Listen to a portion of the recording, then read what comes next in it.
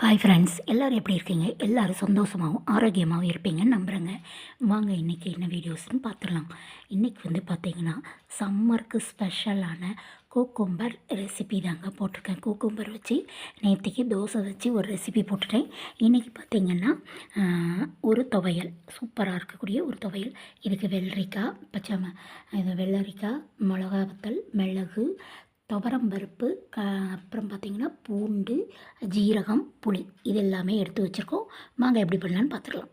அடுப்பில் கடாய் வச்சு ஆயில் விட்டு நம்ம வச்சுருக்கக்கூடிய இன்க்ரீடியன்ஸை போட்டு நல்லா வறுத்து எடுத்துக்கலாம்.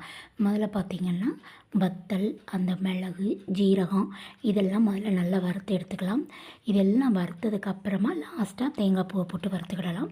இப்போ பார்த்திங்கன்னா இதெல்லாம் கருகாமல் ஆயில் விட்டு ரொம்ப கருகவே கூடாது, கருகாமல் நல்லா சூப்பராக வறுத்து எடுத்துக்கலாம். பூண்டு எல்லாமே போட்டு வறுத்து எடுத்துக்கலாம். இந்த சட்னி செஞ்சு பாருங்கள், செம்ம சூப்பராக இருக்கும். இந்த துவையல் மோர் சாதத்துக்கு செம்ம அட்டகாசங்க. தோசை நல்லா குண்டு குண்டாக சுட்டு தோசை வச்சு சுட சுட தோசை செம்ம சூப்பர். இட்லிக்கும் செம்ம சூப்பராக இருந்தது. அது போக ஆஃப்டர்நூன் தயிர் சாதத்துக்கும் இந்த துவையல் வந்து செம்ம சூப்பராக இருந்தது. இதில் நான் வந்து துவரம் பருப்பு தான் ஆட் பண்ணியிருக்கேன், கடலை பருப்பு ஆட் பண்ணலை. டேஸ்ட் டிஃப்ரெண்ட்டாக இருக்கும். வறுத்து வச்சுருக்க இன்க்ரீடியன்ஸ் எல்லாத்தையும் நம்ம அந்த பிளேட்டில் கொட்டி ஆற வச்சுக்கலாம். இது ஒரு பக்கம் மாறிட்டுருக்கட்டும். அதுக்கப்புறம் அதே கடாயில் நம்ம வந்து தேங்காய் பூவை போட்டு தேங்காய் பூவையும் நல்லா வறுத்து எடுத்துக்கலாம். இந்த தேங்காய் பூவும் கருகாமல் வறுத்து எடுக்கணுங்க. எல்லா இன்க்ரீடியன்ஸுமே நம்ம கருகாமல் வறுத்து எடுத்தோம்னா அரைக்கும் போது செம்ம சூப்பராக கசப்புத்தன்மை எதுவுமே இருக்காது. வெள்ளரிக்காவையும் நம்ம வந்து லைட்டாக வதக்கிக்கிடலாம்.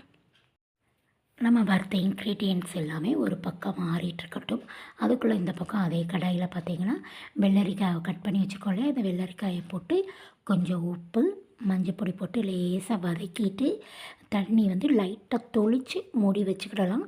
தண்ணி வந்து ஊற்றக்கூடாது, ஏற்கனவே இதில் வந்து தண்ணி விடும். அதனால் தண்ணி தொளித்து நம்ம மூடி வச்சுக்கலாம். இந்த வெள்ளரிக்காயில் வந்து பார்த்திங்கன்னா நம்ம டெய்லி எடுத்துக்கும் போது உடலுக்கு குளிர்ச்சி. இந்த வெயில் டைமில் வந்து நம்ம வந்து நல்ல குளிர்ச்சியான ஆகாரங்கள் எடுத்துக்கும் போது நம்மளுக்கு வெயில்னால் வரக்கூடிய நோய்கள் எல்லாமே குணமாகும். இதிலேயே வந்து நம்மளுக்கு ரொம்ப மலிவாக கிடைக்கக்கூடியது இந்த வெள்ளரிக்காய் தாங்க. 10 ரூபாய்க்கெல்லாம் நல்ல பீசஸ் கிடைக்கும். நம்மளுக்கு வேணுங்கிற டிஷ் செஞ்சு சாப்பிட்டுக்கலாம்.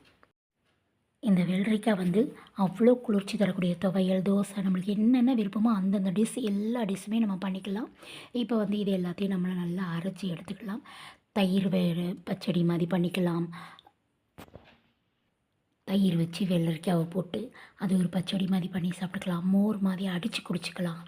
என்னென்ன பண்ணணுமோ நம்ம அந்த வெள்ளரிக்காயை வச்சு இந்த சம்மர் டைம் ஃபுல்லாக யூஸ் பண்ணிக்கலாம். துவையல் இப்போ ரெடி ஆகிட்டு பார்த்துக்கோங்க. இதுக்கு ஒரு தாளிப்பு கொடுத்துடலாம்.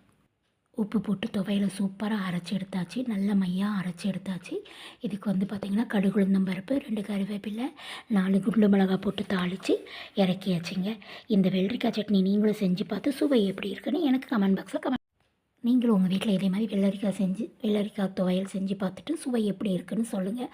கண்டிப்பாக உங்களுக்கு இது ரொம்பவே பிடிக்கும், ரொம்ப ரொம்ப பிடிக்கும். தயிர் சாதம், தோசை, இட்லிக்கெலாம் செம காம்பினேஷன். தேங்க்யூ. நம்ம சேனலை சப்ஸ்கிரைப் பண்ணுங்கள்.